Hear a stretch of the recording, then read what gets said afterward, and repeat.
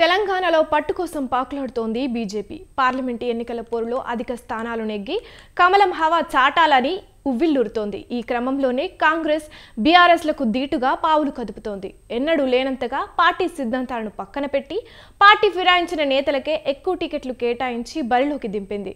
Sitting సీటుకు సైతం మొండి చేయి చూపింది.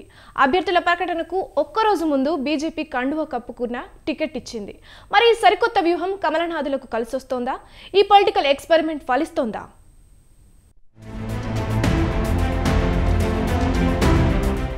పార్లమెంట్ ఎన్నికల పోరులో తెలంగాణ కమల్నాథులు ఈసారి భిన్నంగా వ్యవహరిస్తూ వలస వచ్చిన నేతలనే రేసులో దించింది.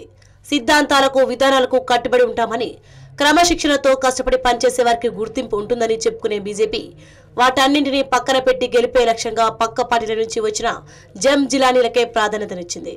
అధిక సంఖ్యలో వారికే టికెట్ కేటాయిస్తూ బరిలో నిలిపింది. సిద్ధాంతాలు విధానాల కంటే విక్టరీనే ముఖ్యమని భావించింది.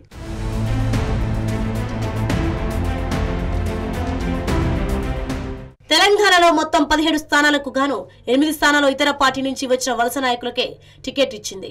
చివరికి సిట్టింగ్ ఎంపీకి కూడా మొండి చేయి చూపింది. ఆదిలాబాద్ సిట్టింగ్ ఎంపీ అయిన సోయం బాపురావును పక్కన పెట్టి బీఆర్ఎస్ నుంచి వచ్చిన నాగేష్ కు అవకాశం కల్పించింది. అభ్యర్థుల జాబితా ప్రకటించే ఒక్కరోజు ముందు బీఆర్ఎస్ నుంచి బీజేపీలో చేరిన ఎంపీ బీబీ పాటిల్ కు జహీరాబాద్ నుంచి పోటీలో నిలిపింది.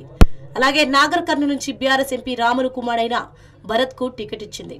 అదేవిధంగా బీఆర్ఎస్ లో ఉన్నప్పుడు బీజేపీ నాయకులపై దాడులు చేసి కేసులు పెట్టించిన మాజీ ఎమ్మెల్యే సైదిరెడ్డికి సైతం నల్గొండ టికెట్ కేటాయించింది.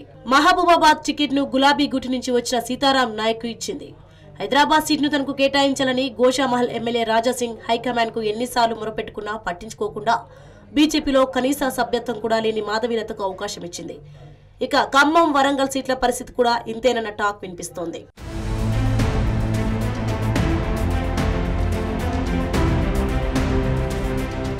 ఇన్నాళ్ళు పార్టీ కోసం కష్టపడ్డ వారిని కాదని పక్క పార్టీ నుంచి వచ్చిన నేతలకు టికెట్ ఇవ్వడాన్ని అక్కడి క్యాడర్ జీర్ణించుకోలేకపోతుంది. ఈ వ్యవహారంపై అధిష్టానాన్ని సూటిగా ప్రశ్నించినట్లు సమాచారం. మరీ ముఖ్యంగా నల్గొండలో తమ శ్రేణులపైనే దాడులు చేసి పోలీస్ కేసులు పెట్టించిన సైదిరెడ్డి లాంటి నాయకులతో కలిసి పనిచేయలేమని బహిరంగంగానే చెప్తున్నట్లు కూడా తెలుస్తోంది. అయితే తమ సొంత బలంతోనే వలస నేతలు గెలిచే అవకాశాలు కూడా కనిపిస్తున్నాయి. మరోపక్క మోదీ చరిస్మాను నమ్మి బీజేపీ గుడికి చేరిన వలస నేతలు గెలుపుపై ధీమాగా ఉన్నారు. మోదీ హవాలో విక్టరీ సుల్వేనన్న ఆశ ఓవైపైతే కేంద్రంలో మరోసారి బీజేపీ సర్కారు వస్తుందన్న ధీమాలో ఉన్న నేతలు భవిష్యత్తులో ఏదో ఒక పదవి దక్కకపోతుందా అన్న ఎత్తుగడతోనే పార్టీ ఫిరాయించారు.